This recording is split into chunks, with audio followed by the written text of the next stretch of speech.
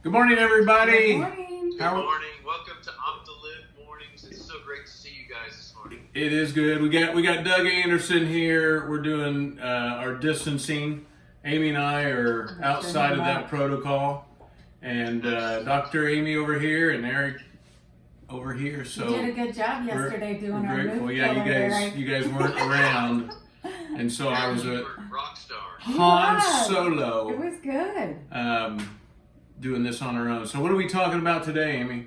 We are on our sleep pillar, and we're winding up our week talking about anxiety. So today we're going to talk about just how anxiety affects our sleep and how lack of sleep can cause or worsen anxiety.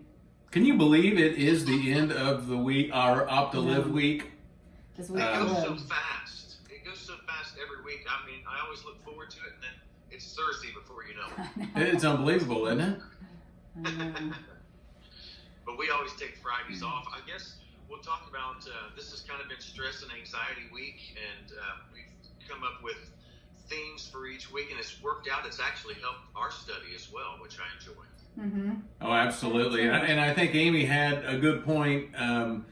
The topics of breathe, we could talk about for years. The topics of eat, we could talk about for years. Doug, the move, we could talk about for years. The sleep pillar, just so everybody knows, there's a point where we're going to kind of run out of what those pearls are. And Amy, you had a good idea, which is... Well, we're going to open up Thursdays. We'll talk at the beginning about sleep, but then we're just going to open up for questions on anything. People have been sending in questions or messaging us, and so we took a few of those, and we're going to discuss those today. And then today, if you have any questions you want to type in, it can be on any topic. It doesn't have to be this week's anxiety. It doesn't have to be one specific pillar, but we'll take this as kind of like our wild card day. So anything you want to throw at us, we'll try our best to give you a good answer. And we're getting a lot of good questions coming in. If you are just signing on here, good morning, Noel, Melissa. We know we got some people jumping on here. Tracy Bracken is watching. Yeah, make sure, Tracy. good morning. Make sure you guys say hi, because that's how you get your name in on the drawing. And I'm thinking next week, since Amy, you're throwing out these questions, if you ask a question, that's how you get your name in the lottery. Ooh, Oh, cool. okay. So we know that this week we had Roots and Wings as a sponsor, and so we're grateful to have Kim Carlson be a part of what we're doing here, and she's been sharing some of her services, her virtual services with the winners, so that's been really love her helpful. yoga classes. Yeah. Love Oh my that. She's gosh. an amazing person. She and a is. great teacher as well. Super great person. And she has all hours a day, so it doesn't matter what state or country you live in. That's you right. can catch one of her classes. Well, Noel, and he's listening. I mean, in Australia, That's I right. mean, you know, he gets to watch those whenever he wants. Oh, that's right. So, Amy, talk to us a little bit about sleep. Well, obviously, sleep to us and studies show it's huge. It's so important to our health. We made it one of our separate pillars because it is so important to your health span, to your lifespan. It was interesting. I was reviewing some literature, and I got a really good new book that I'll have to share at the end with all of you on sleep. I think it said Why We Sleep, and it's a PhD I don't know his name, I'll look it up, but he has been spending his life studying sleep and the importance, and he wrote a whole book on it. So I'm not sure everybody would think it's as exciting and fascinating as me, but he brought up You could a Cliff Note version I'll it Cliff to Note make one it of these exciting. That's But good, Amy. he did bring up an interesting statistic. He was talking about chronic insomnia, and they studied people over 45 who had chronic insomnia that they would get less than 6 hours of sleep a night. Wow. And they had 200% increased risk of a stroke or a heart attack in their lifetime. So that's Wow. huge. That is a big The number. number one cause of death in our country is heart disease. And so sleep, that's something that we can really take heart in and control in our life. And it's hard. We all deal with bouts of insomnia and stuff. So But I do want to just kind of break down again. We've gone into detail and talked about the importance of sleep. We've got a couple really good podcasts out there that people can use. But I think to start with, we thought we might just reiterate what happens when we sleep and why it's so important. Then we're going to link it with anxiety and talk about what happens with anxiety, if that sounds good. I like what you're saying there, Amy, because at the end of the day, I know we started this week with, doing a little bit more yin. The week before we were talking about our yoga nidra. And just so everybody knows, a lot of times people will say nidra anyway, but it's the same thing. But at the end of the day, I think getting your mind right for sleep is so important. If you're one that likes to watch movies or anything like that, CSI before you go to bed, I think you're setting your mind up for just kind of having those dreams. And to your point, Amy, probably doesn't afford you the best quality night's sleep versus having good thoughts, that 30 minutes to an hour before you go to bed. Fill yourself up with some good thoughts, which I definitely know the yoga nidra, or nidra, however you want to say it, definitely prepares you to kind of just be present, to connect with yourself, to be grateful for who you are, slows the mind down, slows the nervous system down. I mean, what a great tool to have in your back pocket before you go to bed. I mean, could you imagine if everybody did yoga nidra every night before they went to bed? It's those levels of high alertness that we go to bed with. Because we carry all that stress throughout the day, it's hard to settle down, and that is a great tool for that. And Amy was talking a couple weeks ago about the different frequencies of the brain.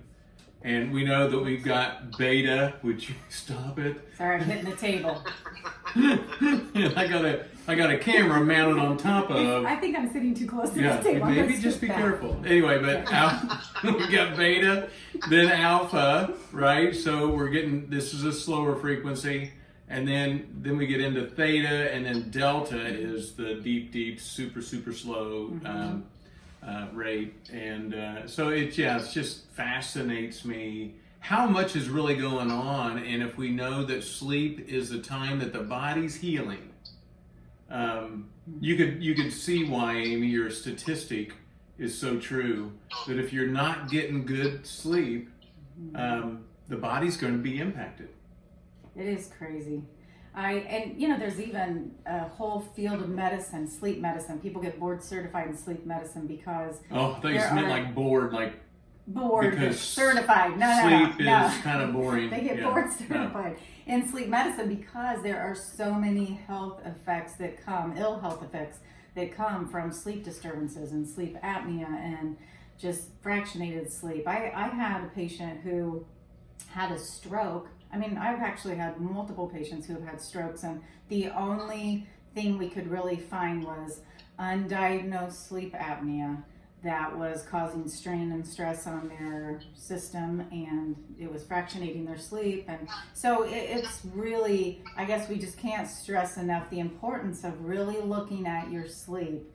Whether, like last week, Eric and Doug talked about apps that you can use to monitor it, but I do think it's time to take a self-assessment. We can fool ourselves. I can easily say, oh, I get enough sleep, but then when I start tracking it, I realize that I lay there in bed and I read, and then I'm up and down and all this, and then all of a sudden I'm like, ooh, I guess maybe I'm not always I'm just squeaking into the 7 hours. So I had to be more religious about making myself go to bed at a certain time and make sure that I was getting good quality sleep and stuff. So, well, I know we were talking about the phone apps. I know Doug and I were sharing some of those a week or so ago, and for some reason last night I was like, I need to turn that back on. I mean, I've got it on my phone, but I think it's not. I could put it on my watch, and then the watch tells you how much you're really moving. They can get very scientific with this, and I probably wouldn't do it for much more than a week,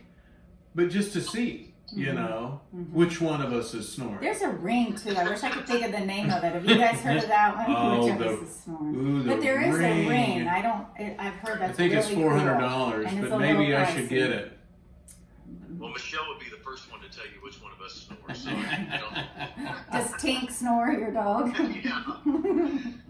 Well, maxed up. Let's talk just real quickly about the physiology of sleep, because I want to explain then how anxiety and sleep are so related.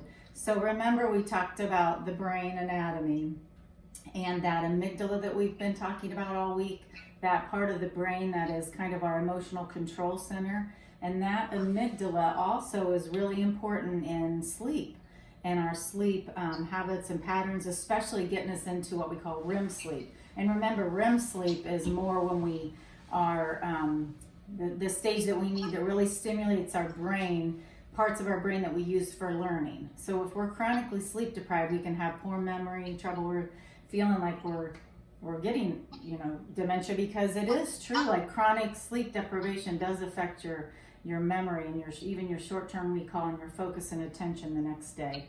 One poor night of sleep can affect you. Yeah. And it takes a while to catch up. Yeah. So people don't realize the effect of one bad night's sleep or one shift or one night on call. It's not one day to catch up. It's numerous. So we need that. We need all those stages of sleep. And then the deep sleep too is when we repair our body and our tissues. We strengthen our immune system. So we need to get into all these different stages of sleep. And if we're not, then we're going to see these ill effects. And you mentioned, Doug, like we're in this hyper alert and stress state when we lay down to go to sleep a lot. Yeah. Well, when we're anxious, and it may not even be somebody that's dealing with a chronic anxiety disorder, but we're anxious about something that happened that day or something that's going to happen tomorrow. We are stimulating that part of our system, the sympathetic nervous system that we often talk about, and that produces things like cortisol.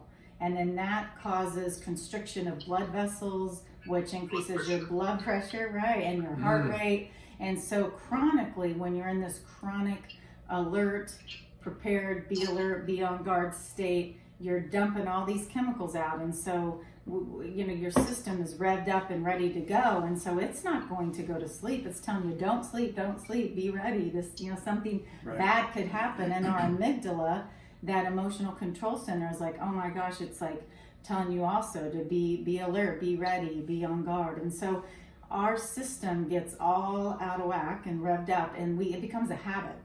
And so even when there's nothing to worry about, we'll lay down in bed, we'll have a great day, and what happens? Our mind is like on, and we're worrying and revved up.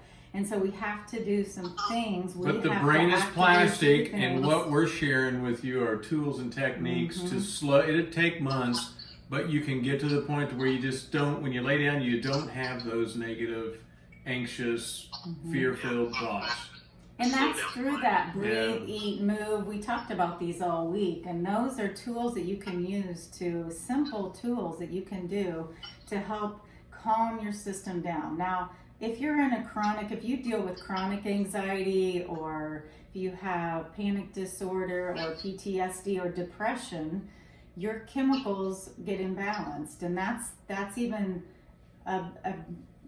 just almost like an additive effect on there, because then your serotonin may be getting off, or your dopamine and things like that. And so there are things you can do as well to help. And back to the breathing, doing your breath work. Last night what were you doing, 2 to 1, or you were doing something before we went to bed? Yeah, I did a meditation. So I had my insight timer, and so I just set it for 5 minutes. And I just, got my mind right in that nice place, being very grateful. And then, when I finally hit bed, I started to go right naturally into my 2 to 1 breathing and a little ujjayi breathing, that ocean sound. And that's kind of what I almost do every night. But it definitely, we all know, all of you listeners that have been listening for a while know that if we exhale twice as long as the inhale, it will tip us into that parasympathetic mode of the nervous system. So this is where we need to be in order to truly get the start of sleep. There's a couple questions, and Chris and Noel, I like your banter there. That's fun stuff. Melissa had a good question. Are all 4 pillars as equally important? Ooh, and Amy has said this all along, that they are identically important. But to the point earlier, there is definitely more content into the leg of the breathe and the eat pillar. Maybe a little less in the move pillar and even less in the sleep pillar, although they have to be of the same construct and length for your table to be balanced. Good morning, Kelly, baby. Four-legged table. That's the thing I always say. One can be a fraction off, and you're going to feel it. There's going to be a little bit of a rockiness or tilt in your table. So they really are all four equally important, especially when you look at your health, your longevity. It's hard to put one above the other. And I think that's one of the things you felt, Amy, was unique about what we were doing, is the fact that we've got an opportunity to be optimal, which means that we have to be these little mini scientists for each of the legs. And I think so much of what we've seen so far is like, we got people that just exercise all the time, and they say they kind of hang the hat on, okay, this is my life, and this is everything. We got others that are trying to eat better, but they're not exercising, and it's truly all of them together. I love Dr. Hyman. I love him, and he always says you can't eat your way out of a. What did he say? You can't exercise your way out of a bad diet. I think that's always funny. He always says that about a lot of people think, well, I exercise an hour every day at the gym, but it takes all of them. We have to really pay attention, and again, we're trying to make this all doable. And the sleep pillar that we talk about is, it's just something that I think we all take for granted. We are supposed to spend a third of our life sleeping in quality sleep. I mean, there's a reason we have to sleep. We know that there's this innate drive that we just get exhausted and we have to sleep. It's just that so much happens in our body that we don't even realize. We're hitting on the tiniest little bits of what happens. But when we sleep and when we have restorative sleep, then our serotonin and our dopamine and all those chemical reactions in our body, our gut is working better to break down food and absorb food the next day. So much is working better. Our GI tract, our lungs, our heart. So there's so many effects that it has. And if we don't sleep, then all these chemicals can get off, and it's really hard. It may not be the ultimate cause of your anxiety, but it definitely is going to worsen your anxiety. And so there are other things that we can do, because the other thing I want to say is anxiety can cause insomnia. So I want to talk a little bit about things you can do, because we did have some question brought in through the messenger earlier about what supplements we recommend, or I recommend for anxiety. And so I just want to also talk about how we can address anxiety, because if you can address your anxiety, you will sleep better too. So it's kind of the chicken and the egg, which came first, right? Right. Are you going to dose yourself into sleep, or are you going to really fix the root cause? So, and I think that's. I feel so much smarter when Dr. Amy's here. I'm so glad. Oh my gosh! Right? You're too kind. Am I too far away from the screen, Doug? Does my head look too small here? No. Amy's is really. I was joking. Doug was saying your head was big because you're so smart. I was like, great. Okay, so should I just? I want to go through a few things that I recommend for anxiety. So Noel just had a question here. Sure. What caused you to wake up, often? Too often, then the reverse can happen. I've had 10 hours sleep and felt sleepless. Yeah, isn't that interesting? I know, right. And then sometimes you'll sleep 6 hours and feel fantastic. Sometimes you'll get 10 hours and you still feel tired.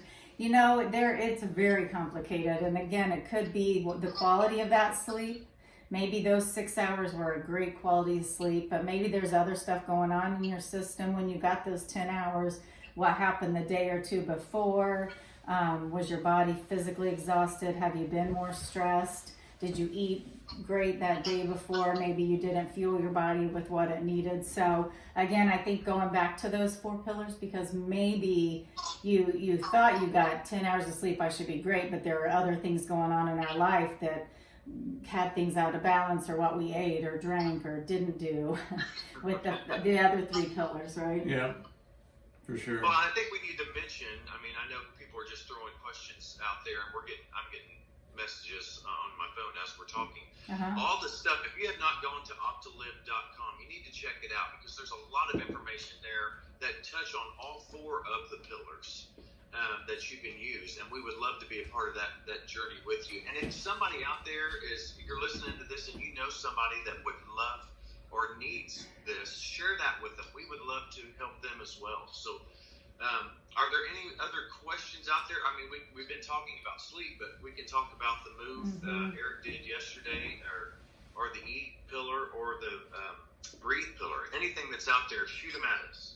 Well, and you had a good point there too, Doug, which, I mean, ultimately, OPT2LIV is a service for creating personalized plans for individuals to make sure that all 4 pillars that Dr. Amy's saying are so important are balanced in your life. And you can see as we do these Facebook Lives, there is a ton of content. And, you know, it's a journey. We allow the journey to be doable. So we have stages that move people through the phases of what we're doing with the 4 pillars. And then there's some really exciting stuff as well that, Amy, you're doing that looks at whether it be genetic data or gut testing, neurotransmitters, all kinds of neat tests that you can be very objective. Amy always says, test, don't guess, and then from there we can get very, very specific with a personalized plan. Now, this is the stuff that we do with ourselves personally. Every year, all of our family members, we go through a full battery of testing, and then based off of that, we kind of establish our plan for the year. And what has amazed me is that every year it's a little different. It's not the same. Now, the genetics has stayed the same, obviously, but the current state of my body has changed, and I think, as I always say, getting wiser, which means I don't like to say I'm getting older, but Amy's like, you need to say older, wiser. People don't understand what you're saying. Anyway, so I'm getting older, I get it. So, but I'm saying I'm wiser, and as I've done this through life, things have changed. And I can see why even the chemistry of the body is changing, and it's so complex. And you know this because it's all up here, Amy, the complexities of the body and the mind. And so it's all that makes OPT2LIV so unique and so special. And we are super grateful to be able to share it with all of you. Well, even on the genetic testing, there are some genes where we've learned there are genes that we have that affect our sleep, or how much we tolerate little lack of sleep or not, and or how sleep could be very important to us. And then especially like when it comes to stress and resilience and health and blood pressure and things like that. And so it's interesting when I look at genetic data like this, this comes up with like a lifestyle plan. And sometimes because of genetic tendencies, some people really require more sleep than others. And that's why there is that range. We know that under 6 hours, there's harm. So we've got to really push in that 7 to 9 hour range.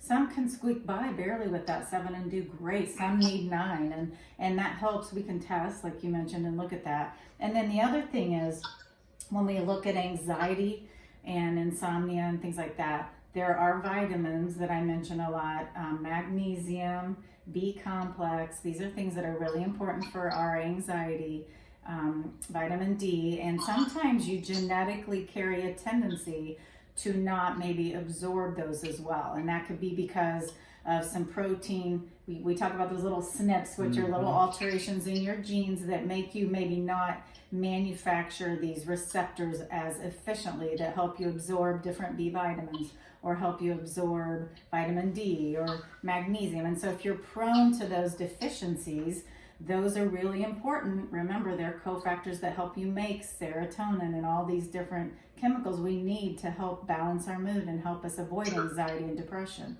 And so back to that, it's so fascinating to me, the science behind even just figuring out like supplements and vitamins to tailor for everyone, because we're all very different. And there are some, I mean, really magnesium, B complex, and vitamin D, you got to be careful because it is fat soluble, but magnesium and B complex, if you're struggling with anxiety and insomnia, those are two great things to start. Do your B complex in the morning and your magnesium at night, and that will help calm your system.